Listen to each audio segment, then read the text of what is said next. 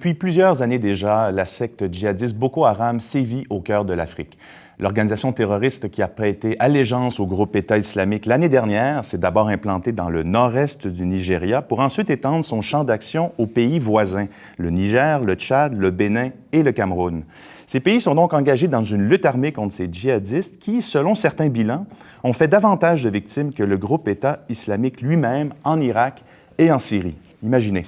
Alors, où en est aujourd'hui le groupe Boko Haram? Où en est la lutte contre cette organisation terroriste? J'ai profité d'un séjour au Cameroun fin janvier pour poser ces questions à Hans-de-Marie Ngoop, qui est analyste pour le groupe de recherche International Crisis Group. Je vous invite à l'écouter. Hans-de-Marie Ngoop, merci de prendre quelques temps pour répondre à nos questions. Le président du Nigeria, qui est au pouvoir depuis presque un an, Muhammadu Buhari, a pratiquement déclaré victoire contre le groupe Boko Haram au cours des derniers mois. Pourtant, au Cameroun, ici, et au Nigeria, dans d'autres pays voisins, Niger, Tchad également, où Boko Haram est actif, on entend toujours parler des exactions, des crimes commis par ce groupe-là. Donc, est-ce que c'est un groupe, Boko Haram, est vraiment en recul?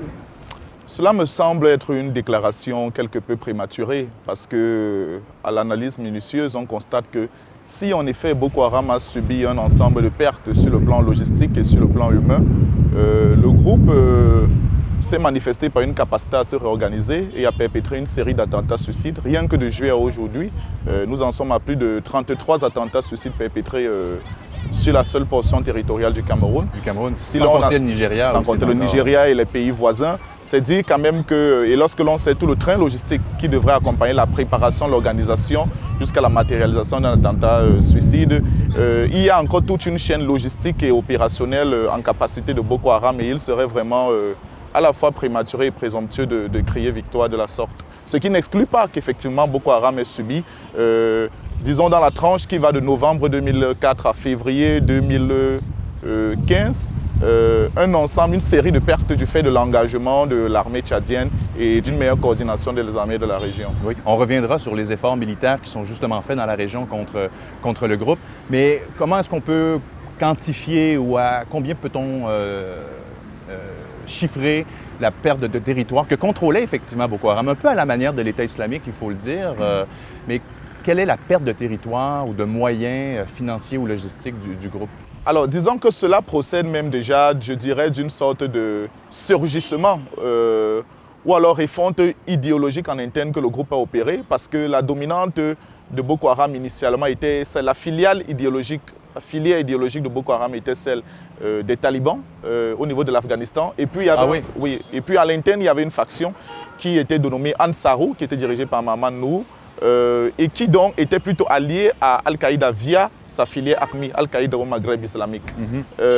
Et donc il n'était pas dans une logique de contrôle des espaces territoriaux. C'est la mutation avec la proximité avec l'idéologie de Daesh dans l'espace Irak et Syrie qui les a poussés à opérer suivant ce modèle-là. Et au plus fort donc, de la crise contre Boko Haram, ils étaient aux alentours de 36-37 localités qu'ils contrôlaient au niveau du nord-est du Nigeria, alors qu'aujourd'hui, on a de la peine à identifier un bastion territorial qui pourrait être le leur. Même la forêt de Sambisa, qui a été longtemps présentée comme le refuge impénétrable de Boko Haram, a subi les assauts de l'armée nigériane. Il y a encore de petits endroits au sein de cette forêt qui échappent au contrôle de l'armée nigériane, mais le groupe semble aujourd'hui être parsemé le long de la frontière avec le Cameroun et aussi dans certains endroits difficilement accessibles du nord-est nigérian. Donc je dirais que une grande partie, c'est difficile de quantifier très exactement en pourcentage, mais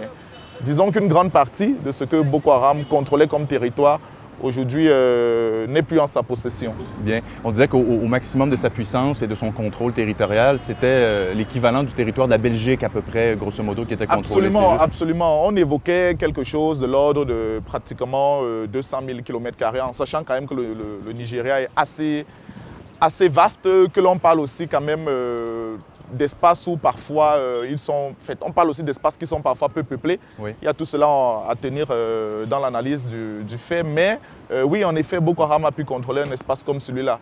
Mais il n'a pas pu s'implanter durablement dans ces espaces. D'abord parce que même s'il y a eu une proclamation assez rapide du califat par Shekau à partir de Goza, on va dire que cette organisation ne s'était jamais vraiment préparée à diriger et à administrer un territoire. Ils n'étaient pas prêts, ouais. Ils n'étaient pas prêts à faire cela. Donc du coup, une fois qu'ils avaient ces territoires entre les mains, ils ne savaient pas quoi faire, comment organiser les impôts, comment concrètement administrer la population, comment concrètement implémenter la charia, comment concrètement la justice, la police.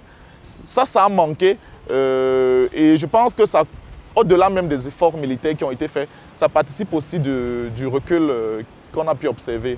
Et pour fin de comparaison, autant qu'on puisse en faire, donc, capacité d'organisation beaucoup moindre que Daesh absolument, en Irak et en Syrie. Absolument. Là, c'est incomparable. Incomparable. Déjà, le territoire qu'il possédait était 2-3 fois moins que celui de Daesh. Ensuite, s'agissant de l'organisation elle-même, c'est plus tard, c'est sur le tard qu'ils ont essayé de peu à peu organiser leur façon de gérer les territoires qui leur restaient sous le contrôle. Mais franchement, ils y sont arrivés. Ils ont massacré un ensemble de la population. Ils ne savaient pas au concret comment administrer une population. Comment cette charia qu'ils voulaient à tout prix implémenter devrait concrètement se mettre.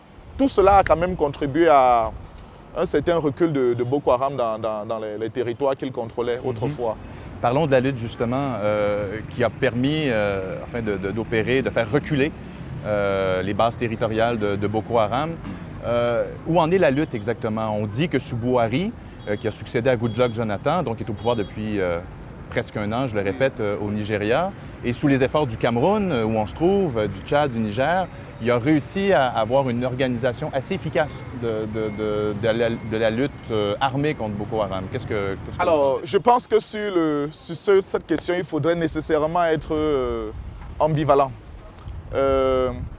D'une part, il est vrai qu'avec l'entrée du Tchad dans la lutte contre Boko Haram du Niger et ce que j'ai appelé le sursaut patriotique de l'armée nigériane, du temps déjà même de Goodluck Jonathan, juste avant les élections, il est important de préciser que cela est corrélé avec les élections parce qu'une fois que les élections approchaient, Goodluck a voulu montrer qu'il arrivait finalement à venir à bout de Boko Haram et donc il est passé par un ensemble de méthodes et moyens que je ne vais pas nécessairement complètement décliner ici, mais a quand même permis que Boko Haram recule avant même que son successeur n'arrive au pouvoir. Et donc, ces différentes raisons-là ont permis que Boko Haram perde la plupart de ses territoires. Et comme je te le disais tantôt, c'était entre novembre 2014 et disons février 2015. Puis avec Buhari, en effet, cela a davantage galvanisé les troupes et le fait aussi qu'il ait fait déplacer le siège de l'armée nigériane, le quartier général nigérien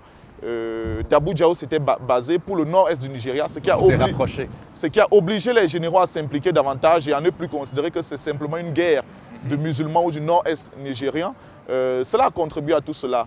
Mais pour ce qui est même de la coopération intergouvernementale, si elle s'est améliorée au plan opérationnel et au plan tactique, c'est-à-dire dans le fait que les chefs d'unité de brigade aux différents postes frontaliers du Cameroun et du Nigeria se téléphonent régulièrement, s'échangent des informations régulièrement, elle demeure quand même relativement stagnante pour ce qui concerne une vraie coopération en termes de planification des opérations des pays de la région, organisation d'un plan de renseignement stratégique.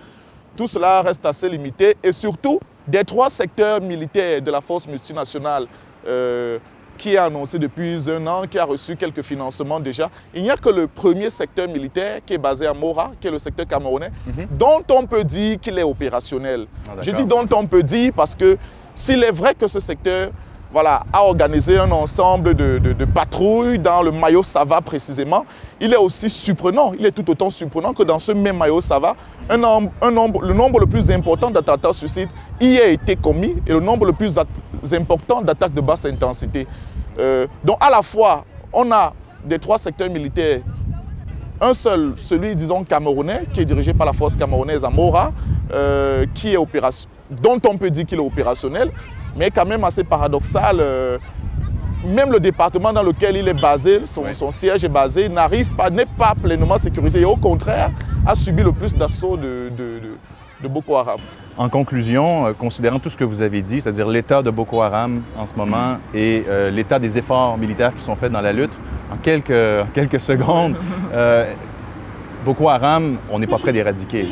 Absolument, on n'est pas prêt d'éradiquer Boko Haram. Je pense que c'est une crise qui va se poursuivre sur les 2-3 prochaines années, sur le rythme d'attaques de basse intensité et d'attentats suicides. Mais le risque le plus important est que face justement à cette décrue, à ce recul de Boko Haram, pour gagner peut-être en crédibilité en Europe, près de ces pays djihadistes internationaux, peut-être tenteront-ils le tout pour le tout de commettre un attentat dans une ville importante camerounaise, que ce soit Maroua ou Douala ou Yaoundé. Et alors là, la crise pourrait prendre une autre dimension, une autre envergure. C'est donc pas à exclure. Hans de Marie Ngoub de International Crisis Group, merci beaucoup. C'est moi qui vous remercie.